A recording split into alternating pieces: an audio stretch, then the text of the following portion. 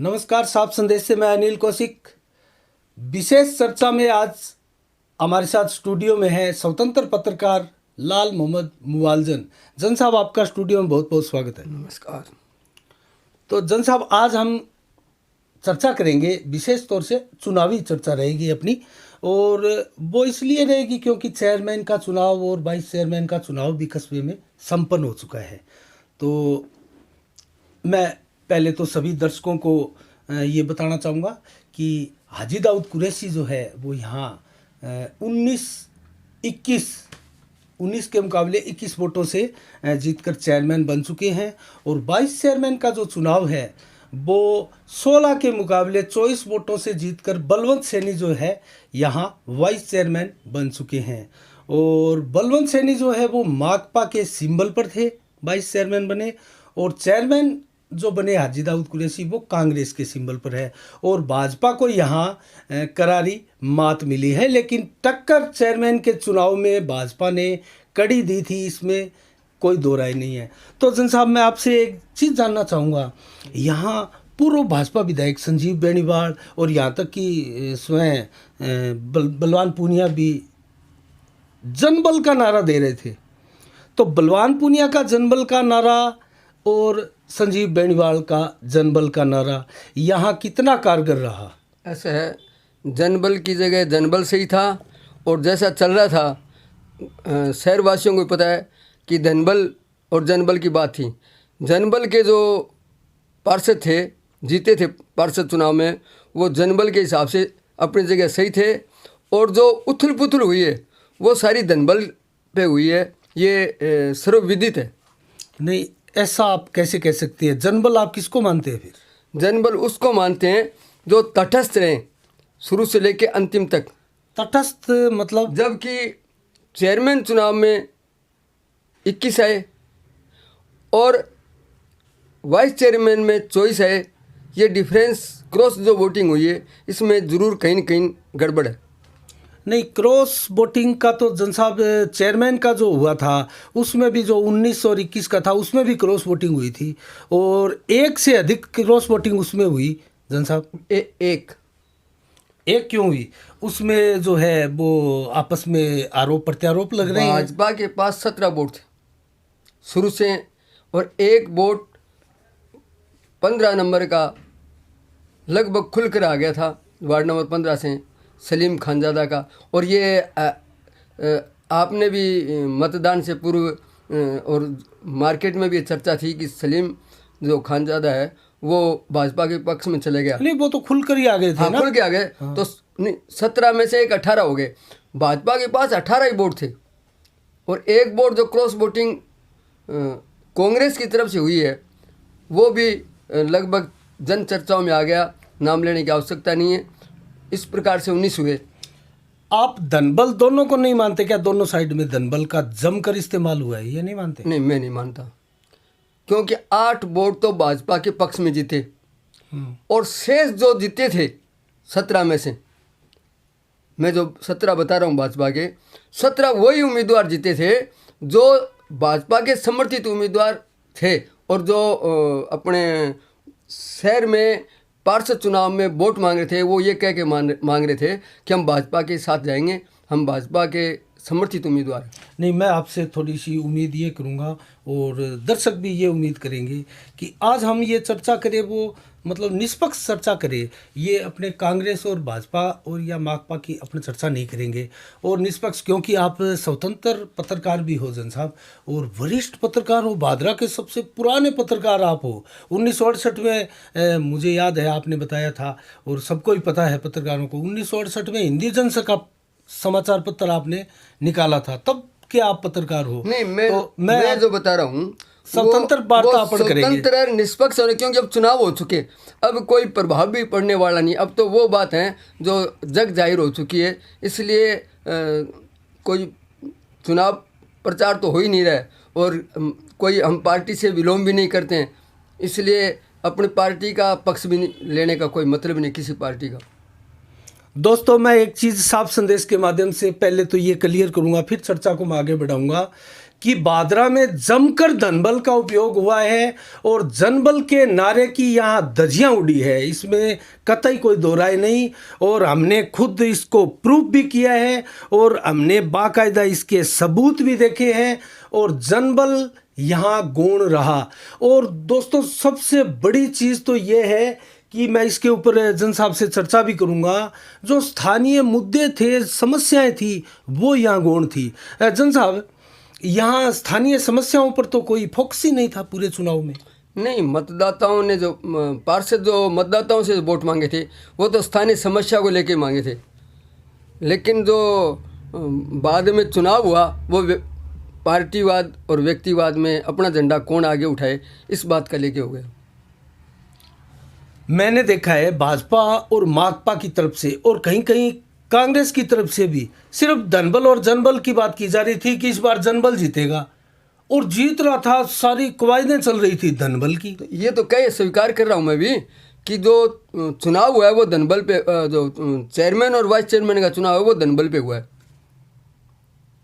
मैं राजस्थान सहित देश की तमाम एजेंसियों को और केंद्र तक को ये या सूचना देना चाहूँगा बादरा के लिए, और साफ संदेश के माध्यम से मैं स्पष्ट संकेत देना चाहूँगा कि यहाँ नगर पालिका चुनाव में 40 करोड़ से लेकर 50 करोड़ रुपए खर्चे हुए हैं, और एजेंसियाँ अगर केंद्र की आई हुई थी तो वो कहाँ थी, और जो सेंटर की थी या स्टेट की थी तो वो कहाँ थी, और उनको क्या सबूत मिले क्या नहीं मिले वो एजेंसियां जाने, सरकार जाने। लेकिन दोस्तों ये जो चुनाव है बादरा के राजस्थान में, इसलिए ये चुनाव जो है चर्चित है, राजनीति यहाँ की वो अलग चीज़ है। लेकिन अब जो परंपरा यहाँ पर पड़ चुकी है 1 दशक से अधिक, दोस्तों मैं तो 1 दशक या 2 दशक से ज़्यादा मानूंगा, यहाँ 12 नंबर वार्ड का जो चुनाव था 20 साल पहले का, कर्णी नाटा स्वर्गीय व झूमरमल जी नाटा के बीच में, उस टाइम भी यहाँ जो है बहुत ज़बरदस्त, स्वर्गीय नहीं है, नहीं कर्णी नाटा, स्वर्गीय कर्णी नाटा बोला है मैंने, झूमरमल जी तो मौजूद है और 90 साल से ऊपर हो गए हैं, बादरा के गणमान्य व्यक्ति है। तो उस समय से दोस्तों यहाँ ये चलन में है। तो जन साहब एक बात बताओ आप, जिस नगर पालिका के चुनाव में 40 से 50 करोड़ रुपया पानी की तरह बहता हो, वहाँ विकास कहाँ होगा? नहीं, ये बात तो सत्य है कि जो विकास होना है वो तो वही होना है जो एक सरकारी स्कीम के तहत होता है, इसके अलावा कोई विशेष विकास मेरे को तो होता नज़र नहीं आ रहा है। चलो चेयरमैन बन गए हाजी दाऊद कुरैशी, हम उनकी बात कर लेते हैं क्योंकि उनका ही एजेंडा अब चलने वाला है, उनकी घोषणा जो है उनके ऊपर लोगों का फोकस रहने वाला है। उन्होंने सोलर लाइट का जन साहब एक यहाँ नारा दिया है कि घर घर में जो है सोलर लाइट फ्री, और यहाँ हाजी दाऊद कुरैशी लेकर आए। फ्री नाम की कोई चीज़ किसी को मिलने वाली नहीं, फ्री में कुछ नहीं मिलने वाला है, ये सब जानते हैं और फ्री हो भी नहीं सकता। अब कोई केंद्र सरकार से सोलर लाइट की स्कीम आती है, उसका भी उपभोक्ता को कुछ न कुछ देना पड़ेगा, फ्री में कोई कुछ नहीं लगने वाला, न आज तक कहीं लगी है। हाँ, रोड लाइट ज़रूर लग सकती है, सोलर लाइट ऐसा गांव में है, और शहर में भी रोड लाइट नगर पालिका की तरफ से सोलर लाइट हो सकती है, लेकिन घर घर सोलर लाइट न तो कोई नगर पालिका लगा सकती है न कोई व्यक्ति विशेष से लग सकता। जन साहब एक हाजी दाऊद कुरैशी जब 2010 में आए थे, उस समय से ये सीवरेज का काम जो है अंतिम समय में उनके 5 साल जब पूर्ण होने को थे तो 4 साल कंप्लीट कर लिए थे हाजी दाऊद कुरैशी ने समथिंग उस समय ये जो है सीवरेज की कवायद चली थी और यहाँ पर प्रारंभ हुआ था कार्य। तो क्या इस कार्यकाल में हाजी दाऊद कुरैशी इसको कंप्लीट कर लेंगे, आपको लगता है क्या? ऐसा है, जहाँ तक हम शहरवासी हैं, शहर के रहने वाले हैं, ये स्कीम लगभग पूरी हो चुकी, इस बात में कोई दो राय नहीं है। अब सिर्फ मेन लाइन का कुछ थोड़ा सा शेष रहा है और वो मेन लाइन वाला काम हो जाएगा, उसके बाद में ये स्कीम चालू हो जाएगी।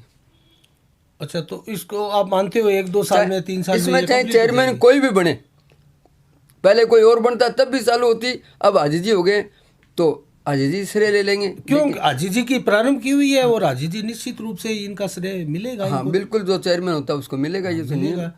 लेकिन एक मेन लाइन का थोड़ा सा टुकड़ा बाकी बचा है, वो टुकड़ा होते ही शुरू हो जाएगा काम। क्योंकि मुझे याद है क्योंकि 25 साल से लगभग ऊपर हो गए पत्रकारिता को आपके साथ में मैं भी रहा हूँ बहुत। जिस प्रकार से लालचंद रुड्डी ने यहाँ नहर को स्वीकृत करवाया था, सिद्धमुख नहर जो है, और ज्ञान सिंह जी के टाइम में उनका खाला नाला और वो निर्माण हुआ था, और नहर का जो फैलाव है वो ज्ञान सिंह जी के टाइम में हुआ था। तो वो इसी प्रकार से अब हाजी दाऊद ने इनको प्रारंभ भी किया और हाजी दाऊद ही करेंगे इसको कंप्लीट। बिल्कुल सही बात है। हाँ। आप सही फरमा रहे हैं कि जब सिद्धमुख नहर का शिलान्यास भले ही लालचंद रुड्डी ने उसको क्या कहते हैं फेमिन टाइप थी, उसमें वो काम करवाया गया था। नहर का कोई बजट नहीं था, लेकिन फेमिन के नाम से भी वहाँ शिलान्यास करवा दिया था 16 नवंबर को, और वो काम हो गया। और उसके बाद में उसके 2-3 साल बाद में शायद राजीव गांधी ये आए थे। हाँ, और उन्होंने उनका शिलान्यास किया। लेकिन वो भले ही कांग्रेस ये कहे कि हमने करवाया, लेकिन भादरा की जनता को पता है कि उसका श्री गणेश जो है वो लालचंद रुड्डी ने किया था। हाँ, ये तो सबको पता ही है। यहाँ जो पुराने राजनीतिज्ञ है, लोग हैं, बुजुर्ग हैं।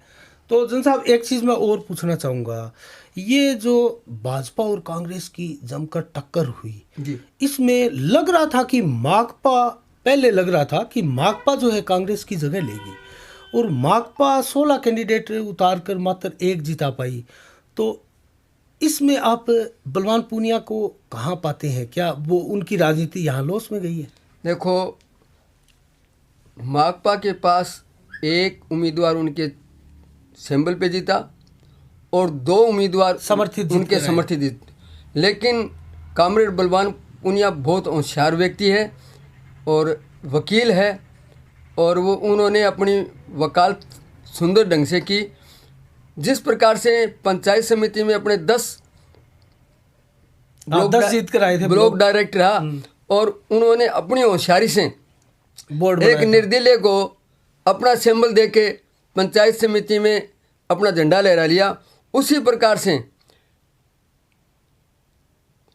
कांग्रेस के 7 जीते और कांग्रेस के 5 जीते, भाजपा के 8 जीते, माकपा का 1। कांग्रेस का 5 जीतने के बाद में भी उनके कुछ समर्थक जीतने के बाद भी उन्होंने कलाकारी से और कामरेड ने अपना समर्थन वाइस चेयरमैन बना लिया।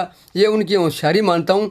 और उन्होंने जो कल कांग्रेस के साथ झंडा लहराया। नहीं, एक चीज मैं पूछना चाहूंगा जन साहब, मैं आपको रोकना चाहूंगा। कामरेड बलवान पूनिया ने पहले अरुणा शर्मा का नाम निकाला था।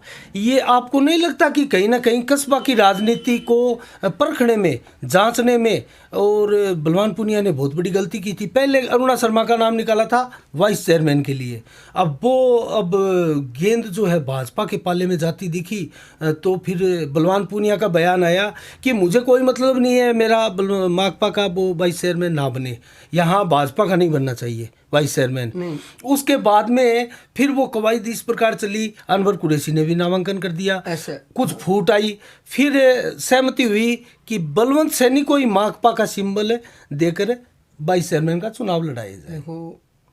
तो क्या दारा सिंह सोनी को कहीं ना कहीं ये बात उनको पिंच नहीं हुई होगी कि मैं तो एकमात्र यहाँ सिंबल पर जीत कर आया था? वो तो जाने दारा सिंह सोनी और ये अपने श्रीमती अरुणा जी कि उनका नाम चर्चा में आया और बाद में गौण हो गया। लेकिन बलवान पूनिया ने अपनी मीटिंग में एक ही बात कही थी कि वाइस चेयरमैन जो होगा वो माकपा का होगा। उन्होंने व्यक्ति विशेष पे घोषणा नहीं की थी, उन्होंने माकपा का घोषणा की थी। वो माकपा का चाहे अरुणा शर्मा हो या दारा सिंह सोनी हो या अंत में एकमात्र कस्बे के मध्य बलवान पूनिया ने यहाँ घोषणा भी की है कि कस्बे के मध्य में, कस्बे की जहाँ रीढ़ है वहां से मेरा प्रत्याशी जीत कर आया है। तो क्या वो हकदार नहीं थे यहाँ वाइस चेयरमैन की? या फिर कस्बे की राजनीति को समझने में बलवान पूनिया कहीं ना कहीं चूक रहे हैं और अपने उस जांबाज सिपाही को यहाँ वो वाइस चेयरमैन नहीं बना पाए? देखो, ये मलाल क्या बलवान पूनिया को नहीं होगा? बलवान पूनिया ने अपने जो पार्षदों को कैसे एडजस्ट किया वो तो वो जाने, लेकिन उन्होंने अपनी होशियारी से यहाँ जो वाइस चेयरमैन बना लिया। हाँ, जो तीन उम्मीदवार थे माकपा के, जिनकी लोगों की नज़र थी, क्योंकि माकपा के 3 आए थे और ये चर्चा थी कि भाई माकपा का वाइस चेयरमैन बनेगा। उन तीनों को अलग करके और जो बलवंत सैनी का है उसको बनाया, लेकिन उन्होंने जो ये कहा था कि मैं माकपा का बनाऊँ, तो उन्होंने माकपा का तो बना ही लिया। अब उन्होंने घोषणा तो किसी व्यक्ति विशेष से की नहीं, व्यक्ति विशेष की चर्चाएं मार्केट में जरूर आई। आप भाजपा से भी जुड़ाव रखते हैं, मैं राष्ट्रवादी विचारधारा का हूँ। हाँ हो, वैसे मैं उम्मीद भी यही कर रहा था कि आप एक स्वतंत्र वार्ता में भाग ले आज। एक सवाल मैं करना चाहूँगा। संजीव बेनीवाल ने बहुत ज़बरदस्त कैंपेन चलाई और घर घर वोट भी मांगे और अपने प्रत्याशियों के समर्थन में, और लगातार शुरू से लेकर अंत तक संजीव बेनीवाल जो है बाजार में दिखाई दिए लोगों के बीच में, और इसी प्रकार बलवान पूनिया। तो ये जो द्वंद्व था भादरा का नगर पालिका चुनाव का, ये माकपा व भाजपा के बीच में दिखाई दिया। इसमें कहीं ना कहीं आपको लगता नहीं संजीव बेनीवाल बलवान पूनिया से मात खा गए? नहीं, संजीव बेनीवाल ने मात नहीं खाई। संजीव बेनीवाल जिस ढंग से चुनाव प्रचार किया उस ढंग से अपने उम्मीदवारों को जिताया और लगभग कामयाबी हुआ। वो कहीं भी नेगलेक्ट नहीं हुए। संजीव बेनीवाल ने का वोट बैंक बड़ा है। अगर आप सभी वार्डों का शहर के अगर हम करें, शहर के जो 40 वार्ड में चुनाव हुए हैं, अगर 40 वार्ड के भाजपा के वोट और माकपा के वोट और कांग्रेस के वोट और निर्दलीय वोट जोड़ेंगे तो भाजपा के वोटों की औसतन ज़्यादा होगी, प्रतिशत बढ़ा है और भविष्य के लिए उनके लिए फायदेमंद रहा है। संजीव बेनीवाल के लिए भविष्य के लिए फायदेमंद है, आप ये मानते हैं? हाँ। लेकिन कहीं ना कहीं चूक भी हुई, ये नहीं मानते आप? ना तो यहाँ चेयरमैन बना पाए संजीव बेनीवाल, ना यहाँ वाइस चेयरमैन बना पाए। उसका सबसे बड़ा कारण है क्या है? इस प्रकार से पार्षदों में, कार्यकर्ताओं में निराशा नहीं आती? मैं बता रहा हूँ, इसमें भाजपा के पास संजीव बेनीवाल अपना मजबूत तरीके से चुनाव प्रचार किया, अपने हर वार्ड में कैंपिंग की, हर पार्षद को हर तरीके से सहयोग भी किया, लेकिन भाजपा में एक बहुत बड़ी कमी रह गई। वो मैं बताना भी चाहता हूँ कि भादरा के 40 वार्डों में 12 वार्ड माइनॉरिटी के थे, जिसको हम अल्पसंख्यक कहते हैं। बिल्कुल थे। उन 12 वार्डों को 40 में से 12 कम कर देते हैं। उन 12 वार्ड में भाजपा का कोई उम्मीदवार नहीं था। क्यों नहीं था? 12 नंबर वार्ड हाजी दाऊद कुरैशी के सामने वो था। सिर्फ रोकने के लिए किया गया था। वो कैसे भी नहीं, लेकिन उम्मीदवार तो था ही। वहाँ देखो, वो मैंने क्या माइनॉरिटी का वार्ड था, और सर्वविदित है कि माइनॉरिटी का झुकाव हमेशा कांग्रेस की ओर है। ये पहले भी देखते आए हैं और आगे भी देखते आ रहे हैं। तो वो 12 वार्डों के अंदर सिर्फ एक वार्ड से कामयाब हुए हैं जो अपने पक्ष में लिया है। होशियारी से मान लो, या मतदाताओं जो 15 नंबर वार्ड में कुछ मतदाता भाजपा समर्थित थे, उन्होंने ये तय किया कि भी हमें, आप हमारे पक्ष में आओगे तो हम आपको मतदान करें, ऐसी जन चर्चा है। और वो उम्मीदवार भी अपने वादे के मुताबिक माइनॉरिटी का होते हुए भी उन्होंने भाजपा को समर्थन दिया। ये एक अच्छा एग्जाम्पल उन्होंने बढ़िया दिया। लेकिन अन्य जैसे अभी 12 नंबर में और 32 नंबर में जो बीजेपी का उम्मीदवार खड़ा किया, वो सिर्फ एक इसलिए खड़ा किया कि उन्हें शंका थी कि कहीं निर्विरोध नहीं आ जाए, इस बात के लिए खड़ा किया था, न कि वो जीतने के लिए। दूसरा, भाजपा की सबसे बड़ी कमी ये रही कि जो 4 SC वार्ड थे, 4 SC वार्ड में भी उनके पास कोई मजबूत उम्मीदवार नहीं था। इसलिए चारों के चारों SC और 11 माइनॉरिटी के वोट पार्षद ये कांग्रेस के पाले में गए नहीं, हैं ही कांग्रेसी। उनको जाना ही था। इन्होंने अगर बास काम ख्यानियान में अगर अपनी कैंपिंग करते, कांग्रेस समर्थित उम्मीदवारों के अतिरिक्त अन्य जो उम्मीदवार है, भले ही कोई अपना उम्मीदवार नहीं खड़ा किया, जिस प्रकार से 27 नंबर में और अन्य कई वार्डों में 8 नंबर में नहीं, 8 में तो बीजेपी का समर्थन था। हाँ हाँ। जहाँ बीजेपी का सिंबल नहीं है उन वार्डों में कांग्रेस समर्थित के अलावा जो दूसरा चुनाव लड़ रहा था उनके से सहयोग लेते या उनसे चुनाव के दौरान उनसे संपर्क करते तो जीतने के बाद में हो सकता है कि कुछ उनके पाले में आते। लेकिन उन्होंने उन वार्डों में 9 नंबर से लेके 9 का निर्विरोध आ गया, 10, 11, 12, 13, 14 इन वार्डों में भाजपा के लोग न तो गए और न ही कोई प्रयास किया, न ही किसी उम्मीदवार से संपर्क किया। जीतने के बाद में उनसे अगर संपर्क करता है तो ये बड़ी दिक्कत आती है। मैं आपकी बात काटना चाहूँगा जन साहब, हम एक चर्चा और कर लेते हैं। हाजी दाऊद कुरैशी जब चेयरमैन बने थे 7 तारीख को, जिस प्रकार परिणाम आया 21 और 19 का, ज़बरदस्त जुलूस भी निकला था और कस्बावासी उनका वो पूरा खुल कर उनका वो स्वागत भी कर रहे थे और ढोल नगाड़ों के साथ होली का सा एहसास हुआ था। और 22 चेयरमैन का चुनाव हुआ था। उस टाइम में भी कांग्रेसियों में खुशी की लहर थी, माकपाइयों में खुशी की लहर थी। लेकिन उसके उसी दिन एक और घटना हुई भादरा में, वो ये थी कि मांगीलाल गोयल का ज़बरदस्त यहाँ रैली के साथ स्वागत हुआ। कस्बावासियों ने, विशेषकर व्यापारियों ने किया और हमने देखा भी था 19 और 21 की ज़बरदस्त टक्कर यहाँ पर भाजपा और कांग्रेस के बीच में रही। तो एक प्रकार से व्यापारियों का खुला जो समर्थन था वो मांगीलाल गोयल को था और उन्होंने क्या है मांगीलाल गोयल के साथ ज़बरदस्त ये जो रैली निकाल कर उनको समर्थन दिया। तो ये इसको आप किस नज़र से देखते हैं? मैंने आपको बता दिया नहीं कि वार्ड नंबर 9 से लेके 15 तक माइनॉरिटी के, समझे नहीं, वो वोट सारे के सारे कांग्रेस के पक्ष में गए। इसी प्रकार से बिहारीपुर आबास 1, 2, 3 वो उनके पक्ष में नहीं था। और इधर अगर अपने करें मैं उनका स्वागत मांगीलाल जी का क्यों हुआ वही तो बताना चाहता हूँ। हाँ, कि जो बारी वार्ड थे उनमें तो कांग्रेस ने मजबूती ली, लेकिन जो मांगीलाल गोयल और उनके जो पार्षद थे कस्बा मध्य, वो कस्बा मध्य के थे और वो चाहते थे कि कोई व्यापारी वर्ग से चेयरमैन बने, क्योंकि 2 चुनाव में माइनॉरिटी के आगे तो उनकी इच्छा थी कि एक बार हमारा बने, और वो उनकी इच्छा के मुताबिक नहीं हुआ। और मांगीलाल गोयल ने जो अपना चुनाव प्रचार से लेके और अंतिम क्षण तक मजबूती के साथ चुनाव लड़ा। लोगों को आस भी थी कि मांगीलाल जीते और वो निराश हुए। मांगीलाल का हौसला बढ़ाने के लिए, मांगीलाल कमज़ोर नहीं हो, मांगीलाल का हौसला बढ़ाने के लिए शहर के जो लोग थे वो मांगीलाल के पक्ष में थे, मतदान मांगीलाल के पक्ष में किया। इसलिए उनका कर्तव्य भी था और ये भी चाहते थे कि मांगीलाल आगे बढ़े और हम उनको वापस उनका समर्थन करके उनको मजबूती दें। अच्छा, एक चीज़ बताएं जन साहब, 2010 के बाद से आपको नहीं लगता कि पहली बार यहाँ हाजी दाऊद कुरैशी को जमकर टक्कर मिली है?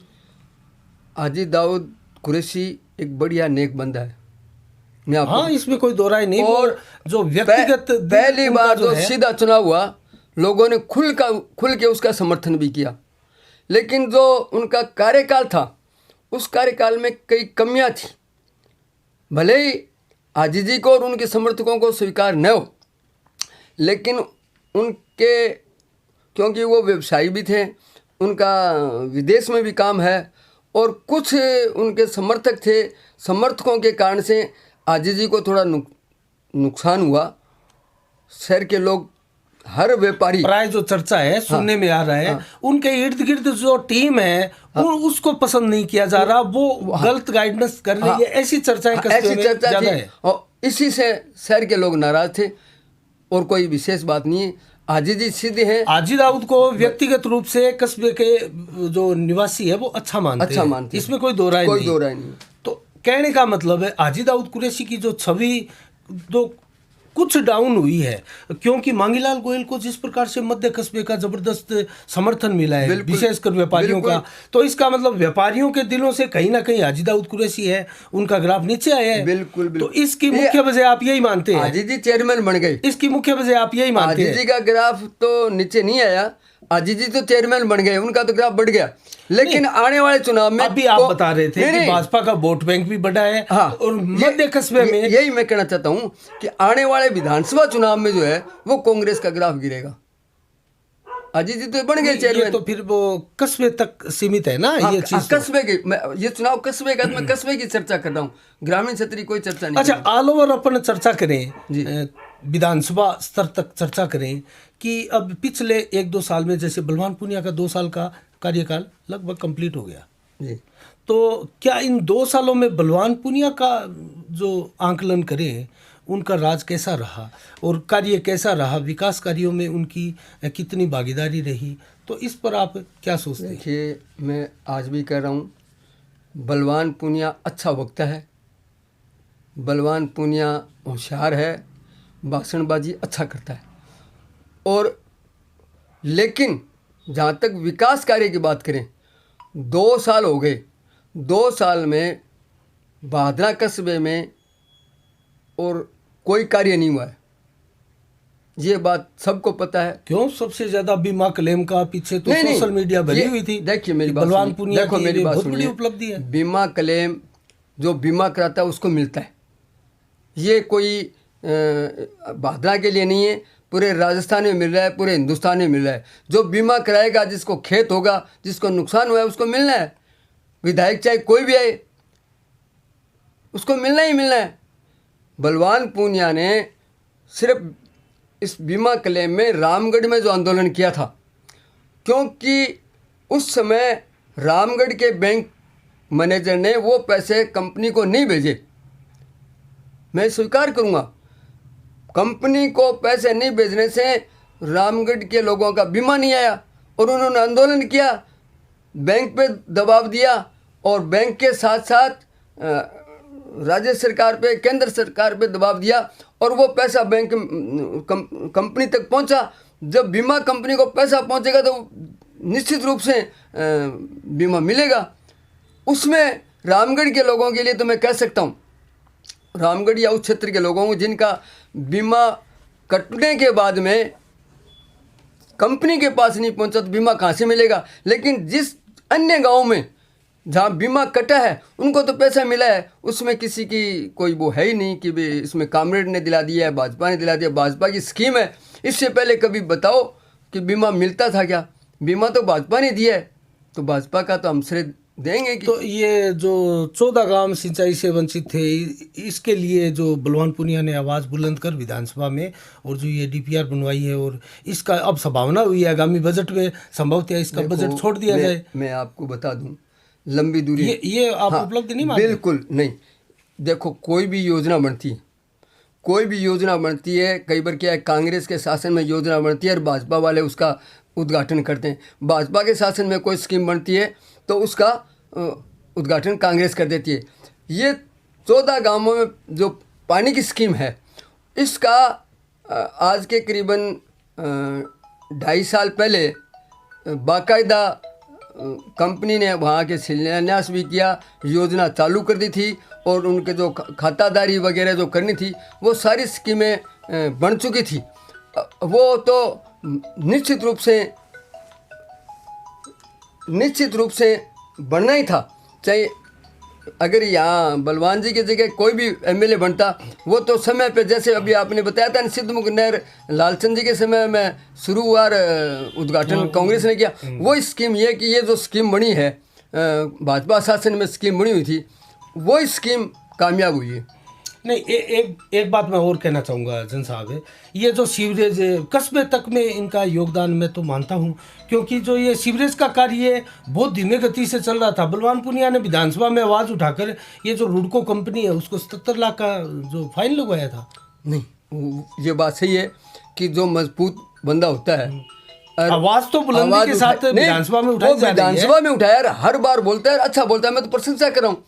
मैं बलवान तो विधानसभा में कुछ बोलेगा अपने क्षेत्र के विकास के लिए, अपने क्षेत्र की आवाज को बुलंद करेगा, वो विधायक फिर कैसे डाउन होगा? कंपनी को लगाया है नहीं, वो जनता को विकास में कैसे जोड़ते हो आप? वो तो अगर प्लेंटी लगती है किसी की, या कोई चोरी करता है, टैक्स की चोरी करता है, टैक्स पकड़ा दिया, या कोई और कोई होता है, तो वो पैसा कंपनी के लगाए सरकार में चला गया, उसमें विकास क्या हुआ? मैं बात, आपने विकास के बारे में पूछा, विकास के बारे में मैं आपको बता दूं, 64 नंबर अंडरब्रिज है जो वसुंधरा राजे ने भाजपा शासन में और चुनाव से पहले घोषणा की थी, और उसका पैसा भेज दिया गया। उसके बाद में अचानक विधानसभा चुनाव आ गए, चुनाव के बाद में सरकार बदल गई, भले ही सरकार बदल जाए लेकिन वो पैसा मंजूर किया हुआ था, और मंजूर करने के बाद में उसके टेंडर हो गए, टेंडर होने के बाद में वहाँ ठेकेदार भी आ गए, लेकिन वो ठेकेदार ने वहाँ सफाई वगैरह करके काम करना शुरू किया। उसके 2 दिन बाद में वो अपना सामान उठा के चले गए, यानी वो काम अभी तक शुरू नहीं किया, जबकि वो लगभग आज करीबन। नहीं तो इसके पीछे क्या रीजन रहे? ये कमजोरी मानता हूँ। विधायक के कार्यालय के पास, जहाँ विधायक का कार्यालय है उसके ठीक 1 किलोमीटर, हाँ पास में 1 किलोमीटर कहाँ है ही नहीं, 200 मीटर ही होगा, 200 मीटर है। और वहाँ से अगर काम शुरू होने वाला था तो वो वहाँ रोक दिया गया। वो जबकि नगर पालिका चुनाव की उस समय घोषणा ही हुई थी, मान लो कि नगर पालिका चुनाव है तो अब करवा दें, अगर वो तो भी हम इन्हीं के खाते में मान लेंगे। चलो ये चीज़ आपने बढ़िया बताई। हम विधायक जी से जब मुलाकात होगी तो इस सवाल को हम उठाएंगे भी। और ये तो जन साहब यहाँ 2-3 जो वार्ड है, और 2-3 वार्ड क्यों, मैं तो ये कहूँगा कि ये जो पूरा क्यामखानी बास है इसके ऊपर डिपेंड है, क्योंकि ये जो सवा फाटक है यहाँ पर तो कुछ हुआ ही नहीं। ट्रेनें आज भी आती है तो फाटक 20-20 मिनट आधा घंटा बंद रहता है, तो बंद और जो अर्थियाँ भी है जन साहब, बालवाही उनको नहीं भी, है, हाँ, एम्बुलेंस है, बालवाही नहीं है, सबको बड़ी परेशानी होती टेम्पो है। आज रेलवे लाइन से उधर जाते हुए 100 रुपये लेते हैं। तो जन साहब इसके लिए तो यहाँ भाजपा के लोगों को ही दोष दिया जा रहा है। ये दयानंद खोखेवाला पर आरोप लगते हैं बार बार कि इन्होंने क्या है कि वो राम सिंह कसवा जो पूर्व यहाँ सांसद है, बात आपकी स्वीकार है, ये विजिबल नहीं था बोल के वो लिखवाया था लेटर। देखिए वो 2013 का मैटर, 2013 के बाद में अगर हम ये कहें, वहाँ आज राम सिंह ने, मैं भी ये कहूँगा भले ही कोई मेरे से नाराज़ हो, वो फिजूल नहीं है। ये उन्होंने जो लिख के दिया कि ये यहाँ फिजूल नहीं है, लेकिन राम सिंह के कहने से फिजूल होता है या नहीं होता है, वो तो इंजीनियरिंग आए, इंजीनियर बताएंगे ना। हाँ, इंजीनियर बताएंगे, इंजीनियरों ने देखा। जन साहब हमने बहुत ऐसे ब्रिज देखे हैं कस्बों के अंदर से जो क्या है कि मैंने 70 डिग्री घूमते हुए ऊपर से निकल जाते हैं ओवरब्रिज। मैंने यही कहा कि आप एक मेरी बात सोचिए, पहले तो ओवरब्रिज ही था ना यहाँ पर प्रस्तावित। इसका स्पष्टीकरण दूँ आपको कि जिस समय राम सिंह जी एमपी ने ये लेटर लिखा वो 2013 का है। एक बात सुनिए, उस समय नगर पालिका का चेयरमैन हाजी दाऊद खान कुरैशी था, विधायक जयदीप डूडी जो उस समय संसदीय सचिव थे, मुख्यमंत्री अशोक गहलोत थे, और प्रधानमंत्री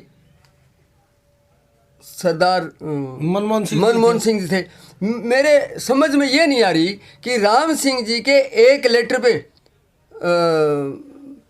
नगर पालिका, विधानसभा और केंद्र की सरकार के इंजीनियर लिख देंगे क्या? सरकार देखेगी कि राम सिंह ने जो लिखा है वो सही है या गलत है। इंजीनियर ने लिखा है कि फिजूल नहीं है तो नहीं है।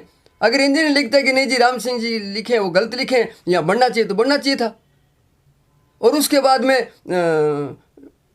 लोकसभा का चुनाव हो गया, 2 विधानसभा के चुनाव हो गए, यानी उसका तो कोई मतलब ही नहीं है। हाँ बनेगा, उसके ठीक ये जो बड़ा है 64 नंबर का टेंडर हो चुका, बनना चाहिए, सबकी इच्छा है, क्योंकि सामने ही महाराजा अग्रसेन कॉलेज है, सारे छात्र उधर जाते हैं, उधर से इधर आते हैं, हॉस्पिटल आते हैं, मार्केट में आते हैं, इधर वाले उधर जाते हैं, भारी समस्या होती है। हाँ, तो वो तो बनना ही चाहिए। जो सेकंड मेरी सोच है, सरकार को चाहिए कि राजगढ़ बाईपास है, क्योंकि इनके शहर के लिए तो हो गया, राजगढ़ बाईपास से इधर समाधा के पास या वहीं कहीं भी जगह वहाँ भी प्रस्तावित था जन साहब। नहीं, वहाँ प्रस्तावित नहीं है, वहाँ चर्चा है कि वहाँ हो जाए, क्योंकि आने वाले समय में बड़े वाहन जो है वो शहर में नहीं आएंगे। ये कई बार बोर्ड भी ले चुके हैं। अब डूंगराना रोड है घूमता हुआ, नौर रोड से, सरसा रोड से और हिसार रोड से होती हुई बस स्टैंड आ जाती है, इधर राजगढ़ रोड तक चली जाती है।